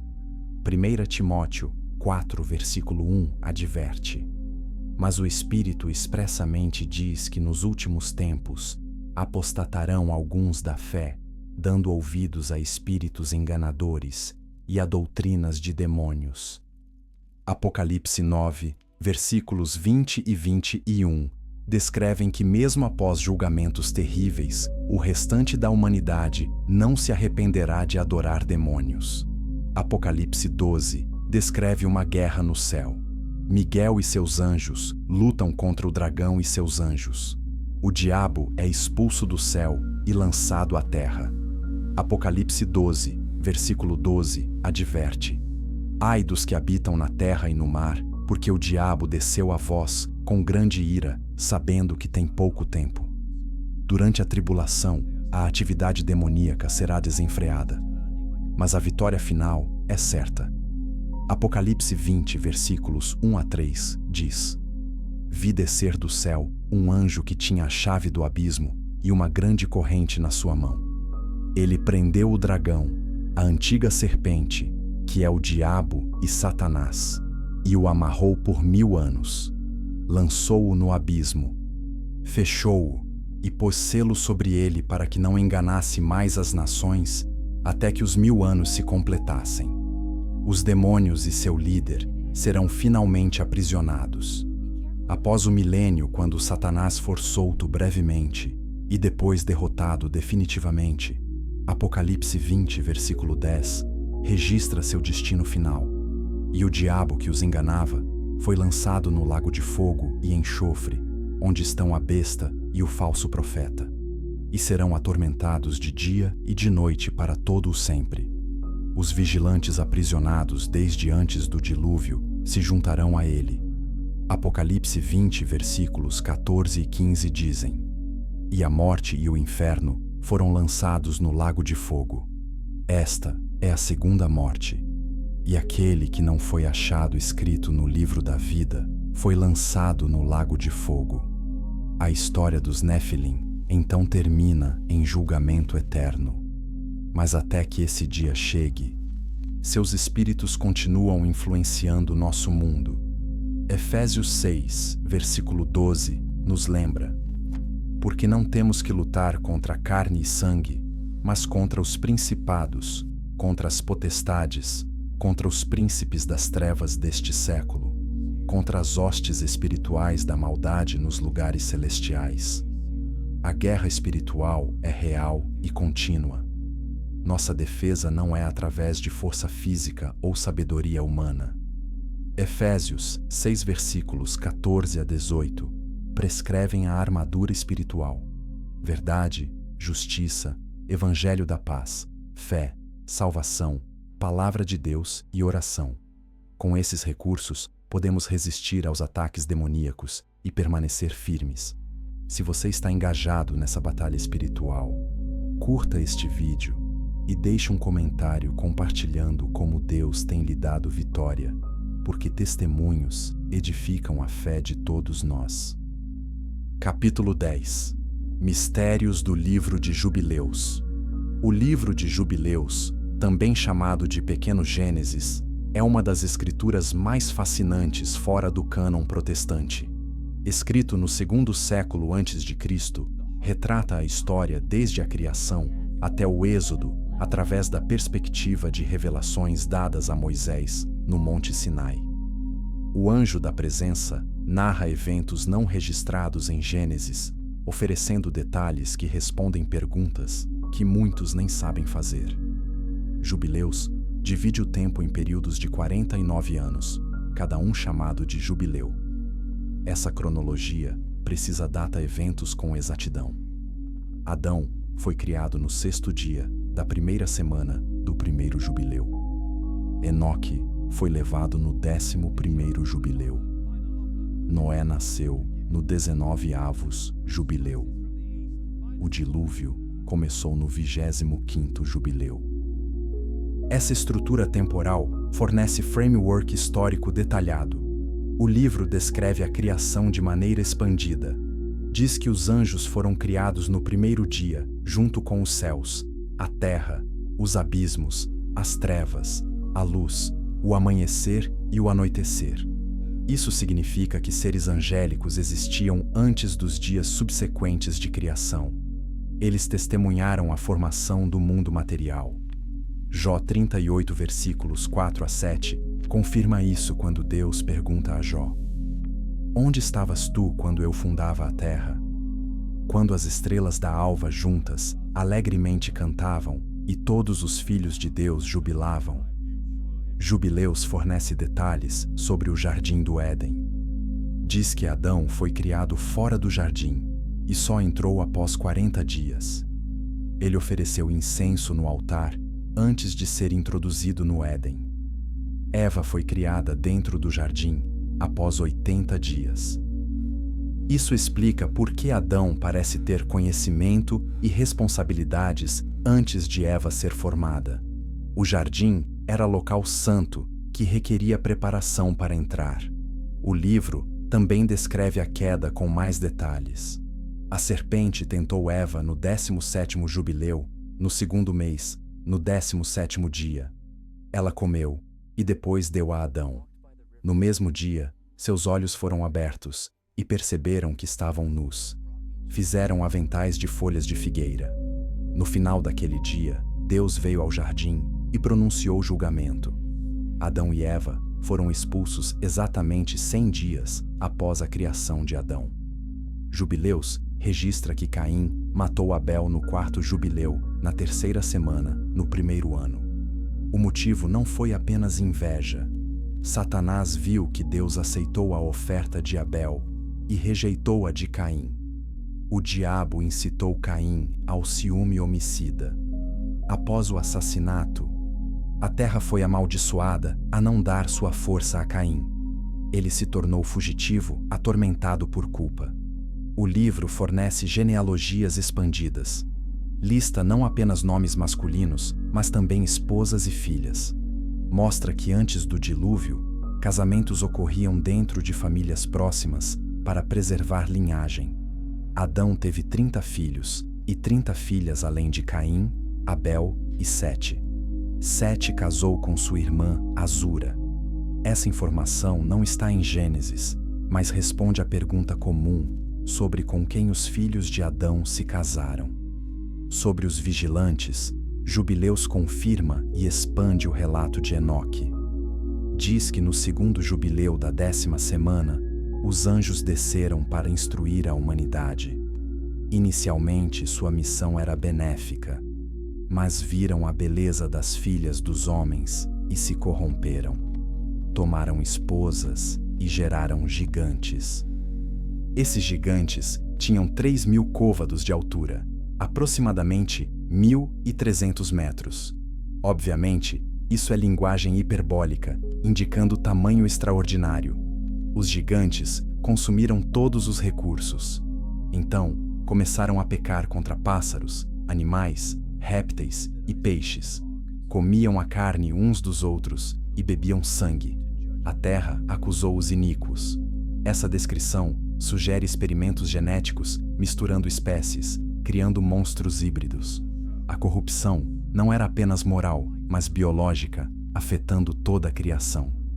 Jubileus diz que Deus decidiu destruir tudo com dilúvio, exceto Noé, que era perfeito em suas gerações.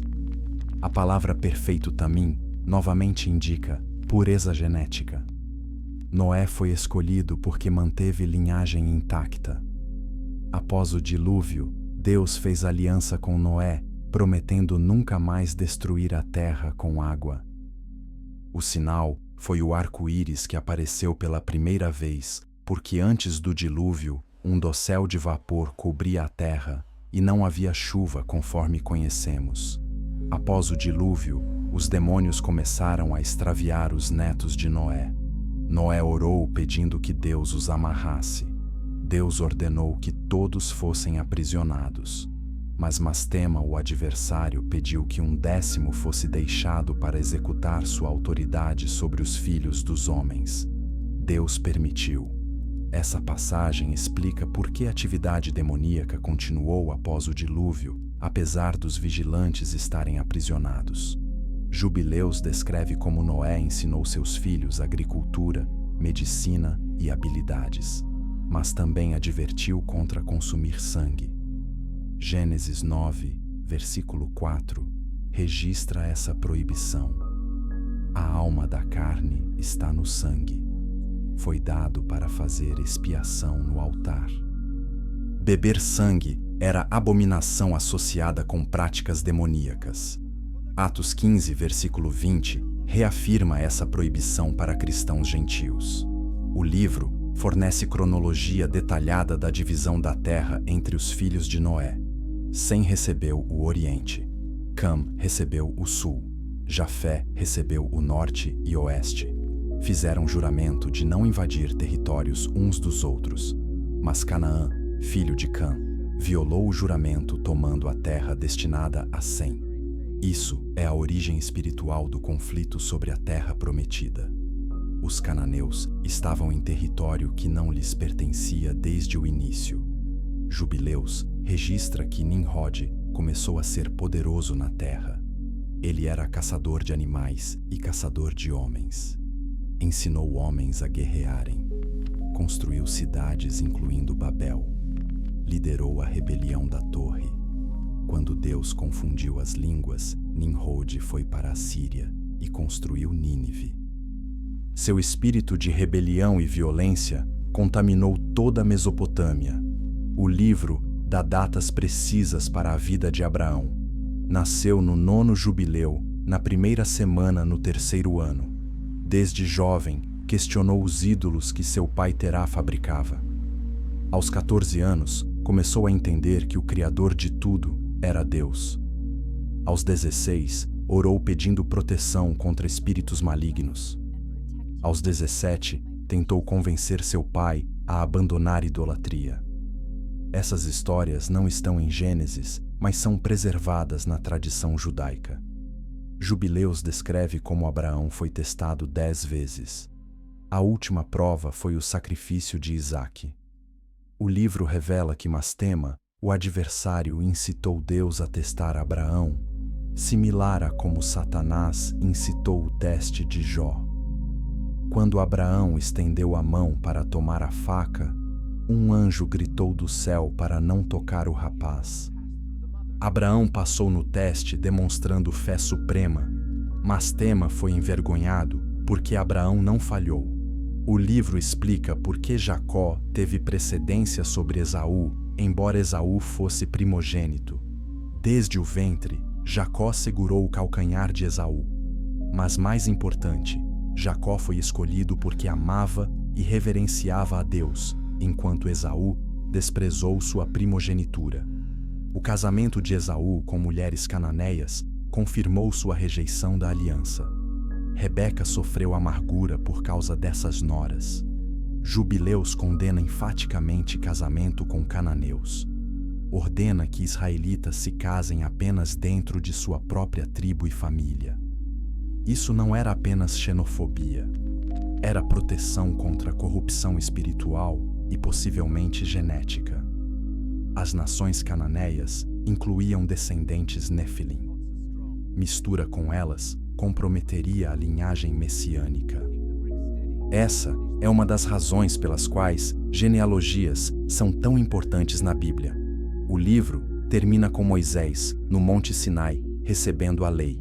O anjo da presença dita toda a história, desde a criação até aquele momento. Ordena a Moisés que escreva tudo. Moisés passa 40 dias e 40 noites no monte, sem comer ou beber, recebendo revelação contínua. Quando desce, seu rosto brilha com glória refletida. Jubileus preserva tradições antigas que ajudam a interpretar passagens obscuras da Bíblia. Explica lacunas cronológicas. Fornece contexto cultural. Revela guerra espiritual por trás de eventos históricos. Embora não seja escritura canônica para a maioria dos cristãos, é testemunho valioso da fé judaica do Segundo Templo e foi considerado escritura pela Igreja Etíope desde seus primeiros dias. Estudar Jubileus enriquece compreensão do Antigo Testamento, responde perguntas que Gênesis deixa abertas, mostra como os judeus antigos entendiam sua própria história e preserva ensinamentos sobre anjos, demônios e cosmologia que informam teologia bíblica mais ampla. Se você está fascinado por esses mistérios, inscreva-se no canal e ative as notificações, porque continuaremos explorando textos que iluminam as Escrituras de maneiras surpreendentes. Capítulo 11. Revelações finais e nosso destino. Chegamos ao final desta jornada através de textos esquecidos, histórias banidas e revelações que desafiam nosso entendimento convencional. Mas a pergunta mais importante permanece: o que fazemos com esse conhecimento? Como essas verdades antigas impactam nossas vidas hoje? E qual é nosso destino diante dessas realidades cósmicas? A Bíblia nos diz que fomos criados à imagem de Deus. Gênesis 1, versículo 27 declara: Criou Deus o homem à sua imagem, a imagem de Deus o criou, homem e mulher os criou.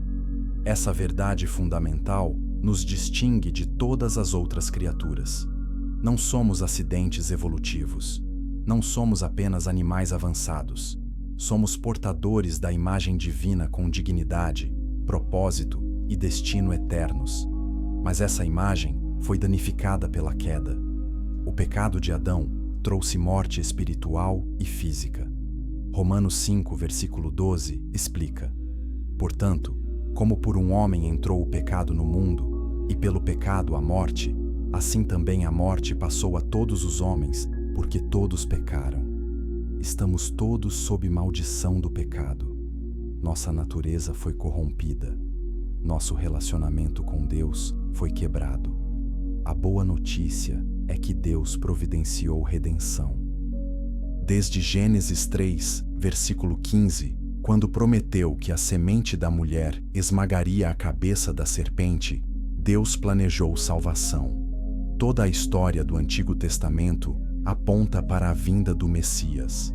Jesus Cristo é o cumprimento de centenas de profecias. Ele é o segundo Adão que veio corrigir o que o primeiro Adão arruinou. Romanos 5, versículos 18 e 19 explicam: Pois assim como por uma só ofensa veio o juízo sobre todos os homens para a condenação, assim também, por um só ato de justiça, veio a graça sobre todos os homens para a justificação de vida. Porque, como pela desobediência de um só homem, muitos foram feitos pecadores, assim pela obediência de muitos serão feitos justos. Jesus viveu a vida perfeita que não podíamos viver. Morreu a morte que merecíamos. Ressuscitou conquistando pecado e morte. A salvação é oferecida gratuitamente a todos que creem. João 3, versículo 16, proclama: Porque Deus amou o mundo de tal maneira que deu o seu Filho unigênito, para que todo aquele que nele crê não pereça, mas tenha a vida eterna. Não é baseada em obras ou méritos. Efésios 2, versículos 8 e 9 dizem: Porque pela graça sois salvos por meio da fé. E isto não vem de vós, é dom de Deus. Não vem das obras, para que ninguém se glorie. Mas essa graça requer resposta.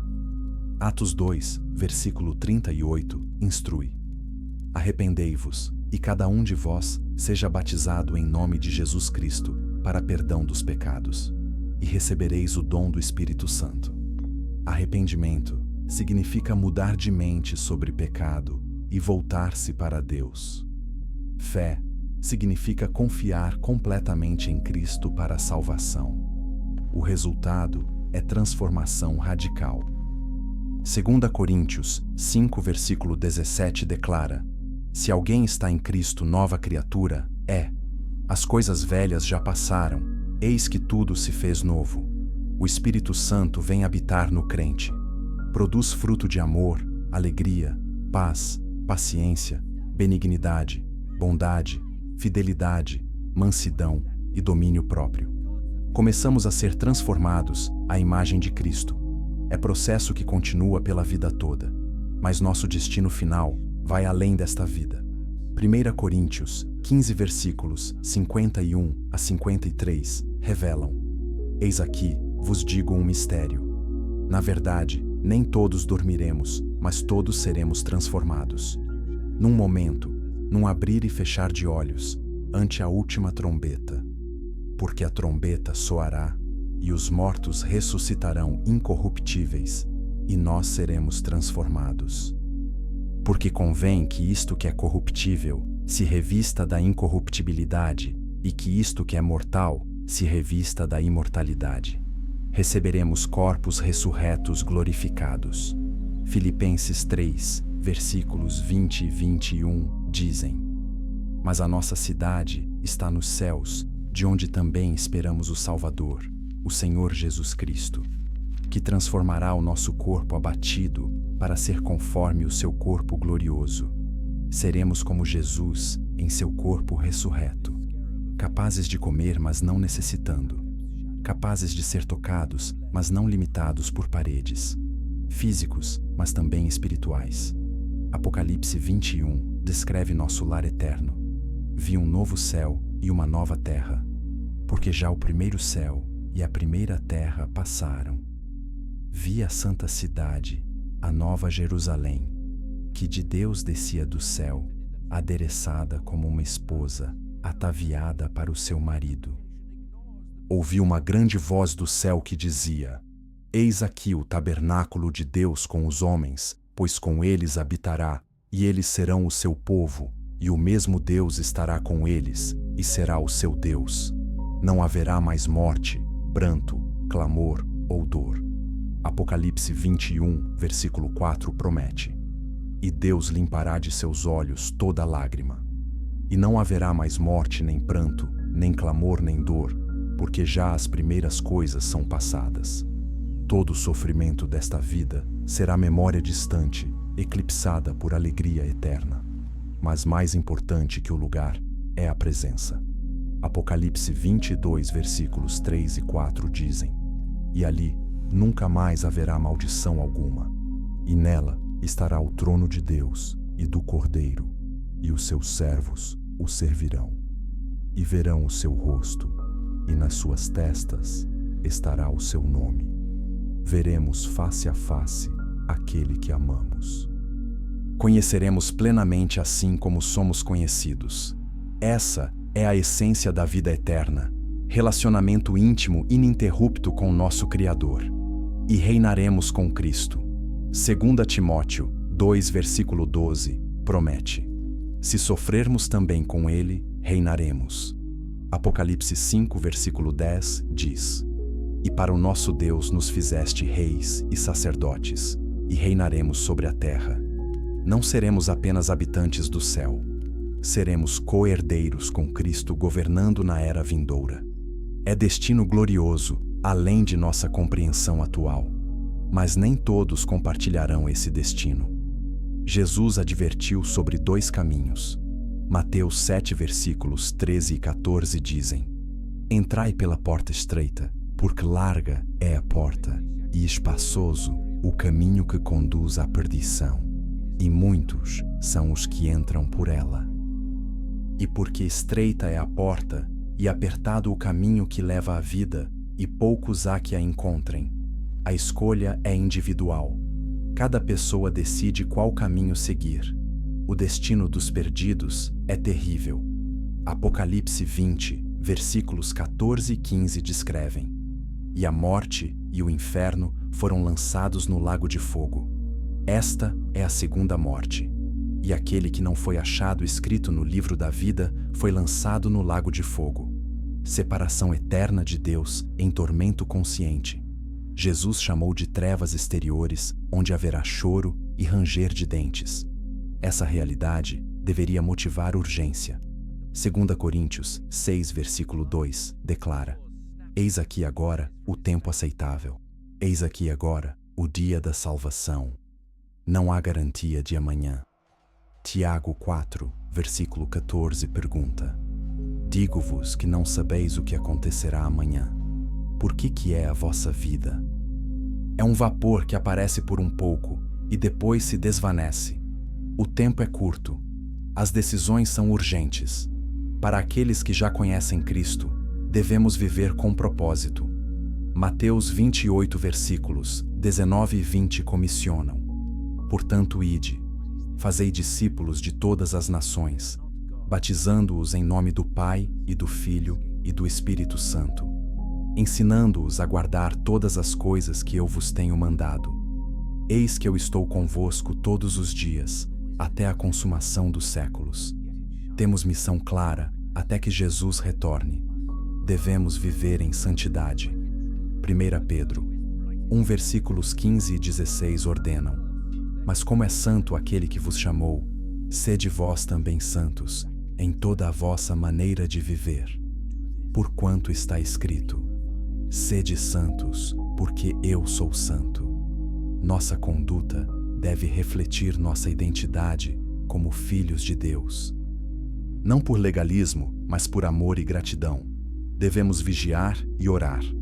Marcos 13, versículo 33, adverte: Olhai, vigiai e orai, porque não sabeis quando chegará o tempo.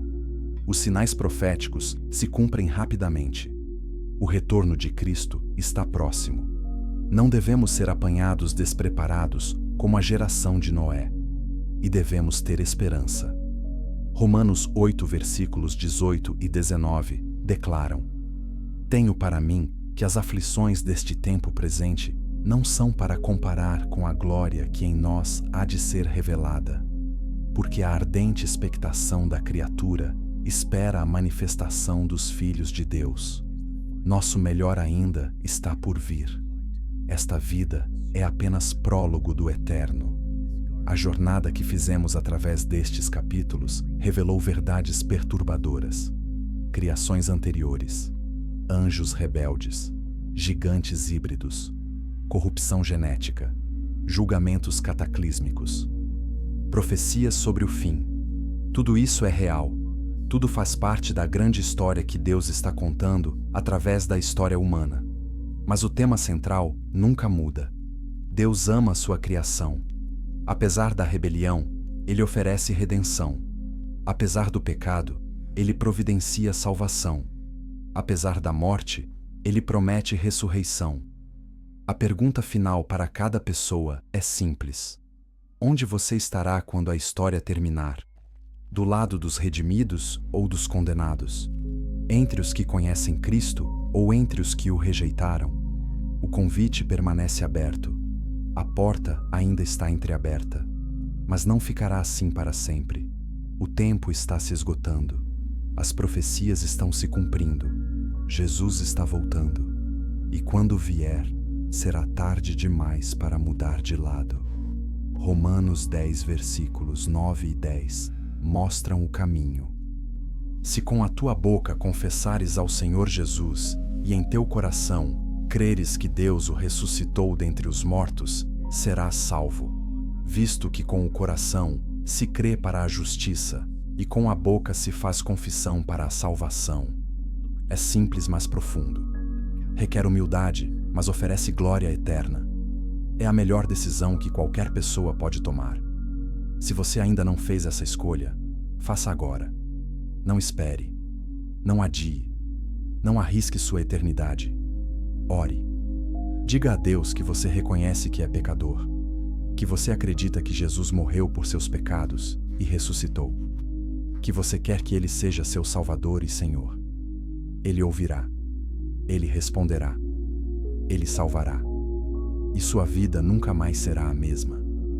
Se você já é cristão, renove seu compromisso. Viva com intensidade para Cristo. Compartilhe essas verdades com outros. Estude as Escrituras profundamente. Ore fervorosamente. Viva santamente. Sirva fielmente. E aguarde esperançosamente o retorno do nosso Senhor, porque Ele vem em breve, e com Ele traz recompensa para os que foram fiéis. Esta é a mensagem final. Esta é a verdade mais importante. Esta é a decisão que define seu destino eterno. Que Deus abençoe você ricamente conforme você responde ao seu chamado. E que possamos todos nos encontrar juntos naquele dia glorioso, quando Cristo retornar e estabelecer seu reino que não terá fim. Amém. Se este estudo transformou sua compreensão das Escrituras, compartilhe este vídeo com todos que você conhece. Deixe um comentário contando como Deus falou ao seu coração. Inscreva-se no canal para mais estudos bíblicos profundos. E que a graça do Senhor Jesus Cristo, o amor de Deus Pai e a comunhão do Espírito Santo estejam com todos vocês. Até breve.